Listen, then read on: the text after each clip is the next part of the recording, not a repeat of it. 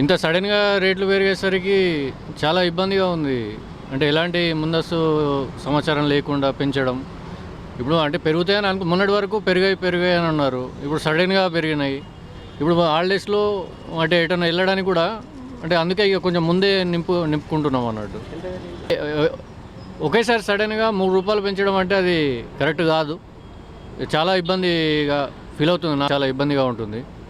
సడన్గా ₹3 పెరిగేసరికి ఆర్థికంగా చాలా ఇబ్బందిగా పడుతాం. అంటే ఆర్థిక ఇబ్బందులు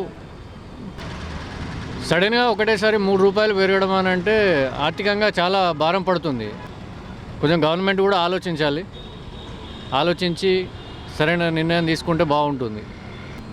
ఇప్పుడు వేసవికాలం హాలిడేస్ అందరి పిల్లలకు కుటుంబంతో కలిసి బయటకు ఎటైనా ఊరుకు కానీ టూర్కు కానీ ఎటైనా వెళ్ళాలంటే చాలా భారం పడుతుంది ఒకటేసారి పెంచేసరికి.